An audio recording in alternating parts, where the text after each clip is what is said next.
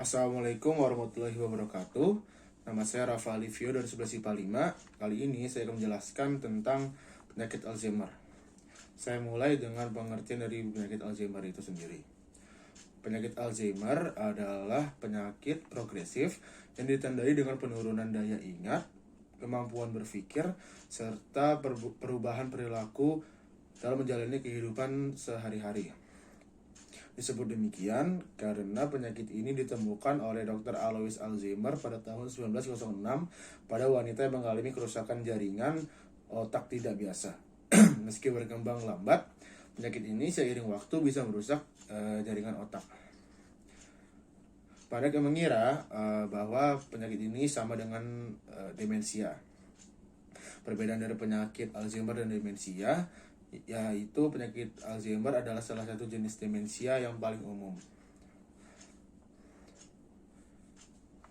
Jadi dapat disimpulkan bahwa demensia memayungi penyakit Alzheimer dan jenis penyakit lain yang menyebabkan rusaknya jaringan otak.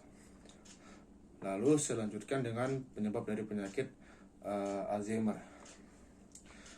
Penyebab penyakit Alzheimer tidak diketahui secara pasti. Namun, sebagian ilmuwan berteori jika kemungkinan penyebab penyakit Alzheimer adalah kombinasi faktor genetik, gaya hidup, dan lingkungan yang mempengaruhi organ otak dari waktu ke waktu. Intinya, terjadi masalah pada protein otak yang gagal berfungsi secara normal sehingga mengganggu kerja sel-sel otak dan melepas serangkaian zat beracun. Pertama, adanya plak di otak. Beta amiloid adalah fragmen sisa dari protein yang lebih besar. Ketika fragmen-fragmen ini berkumpul bersama, akan terjadi efek racun pada neuron dan mengganggu komunikasi antar sel. Kumpulan dari efek ini akhirnya membentuk endapan yang lebih besar yang disebut plak amiloid, yang bisa menyebabkan kerusakan pada jaringan otak. Dua, kusutnya benang-benang protein. Protein berperan dalam mendukung neuron dan sistem transportasi untuk membawa nutrisi dan bahan penting lainnya kepada otak. Pada penyakit ini, protein berubah bentuk dan mengatur dirinya sendiri menjadi strukturnya menjadi lebih kusut. Kondisi ini mengganggu sistem transportasi dan bisa beracun bagi sel otak. Lalu saya lanjutkan dengan gejala-gejalanya. Untuk gejala tahap awal dari penyakit Alzheimer, yang pertama itu pada umumnya berlangsung sekitar 2-4 tahun.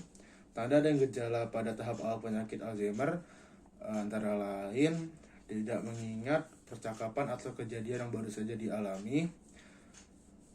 Kedua, tersesat di tempat atau wilayah yang sering dikunjungi.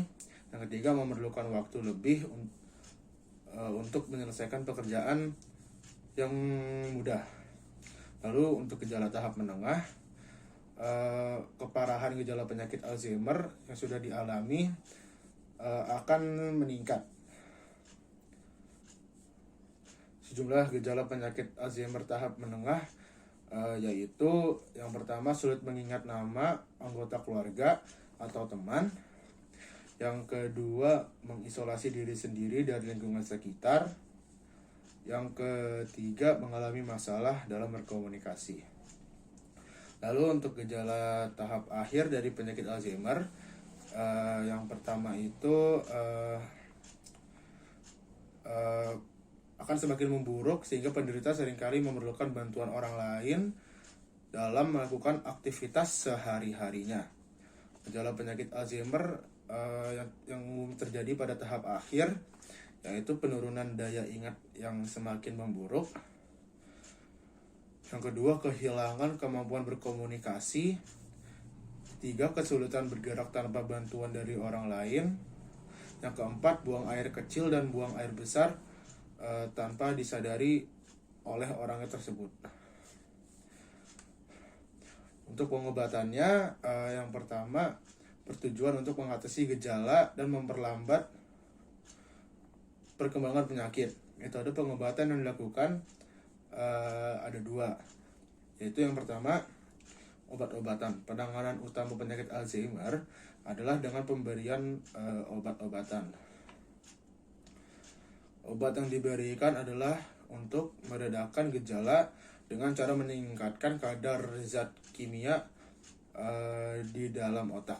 Jenis obat-obatan yang diresepkan oleh dokter yaitu rivastigime, kedua donepezil, keempat mematine. Yang kedua bisa juga dengan psikoterapi, bertujuan untuk membantu penderita penyakit Alzheimer menjalani aktivitas sehari-hari lebih secara mandiri. Jenis psikoterapi yang bisa diberikan untuk menangani penyakit Alzheimer adalah stimulasi kognitif. Pada terapi ini, pasien akan dilatih untuk meningkatkan daya ingat, kemampuan berkomunikasi, dan memecahkan masalah. Selain menjalani pengobatan dan terapi, menyesuaikan situasi tempat tinggal juga dapat mempermudah aktivitas bagi para penderita Alzheimer.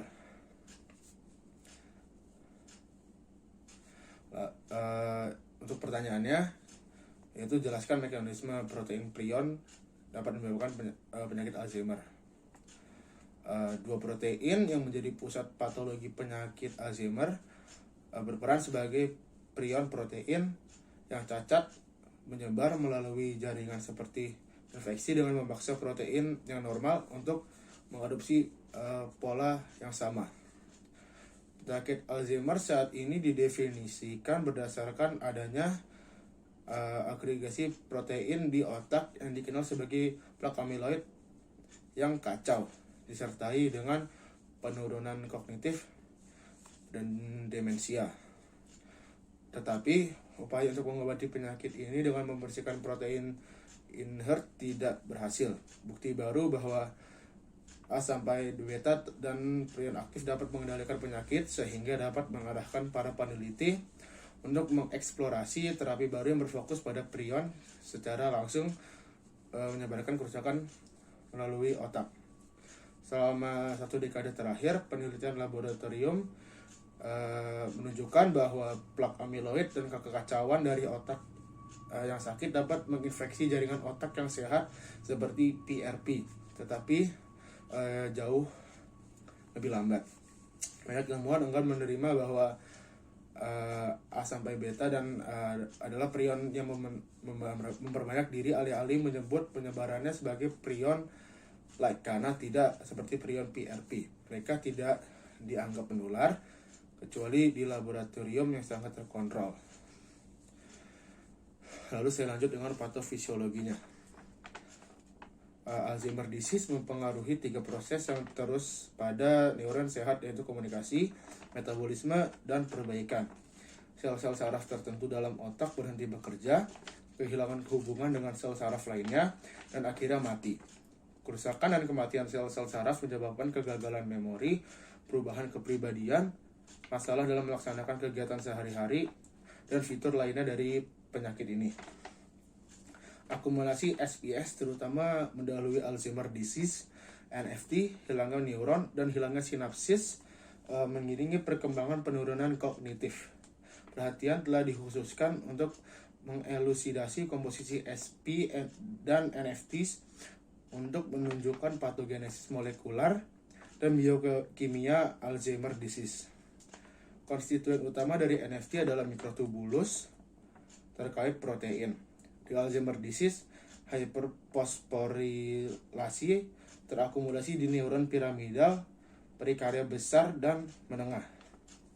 SPS telah dikenal untuk menyertakan zat atau amyloid sarclike.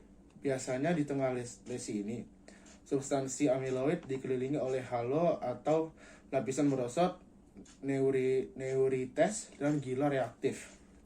Dalam dekade terakhir ini adalah karakterisasi kimia dari protein amyloid, urutan rantai asam amino, dan cloning gen penyandi protein prekursor. Selain NFT dan SP, lesi lain dari Alzheimer disease adalah degenerasi granulovakular dari Simcoe, benang neuropil dari Bragg, dan hilangnya neuron dan degenerasi sinaptik yang dianggap akhirnya menengahi manifestasi kognitif dan perilaku gangguan tersebut. Sekian penjelasan dari saya tentang penyakit Alzheimer. Kurang lebihnya mohon maaf. Saya pamit. Wassalamualaikum warahmatullahi wabarakatuh.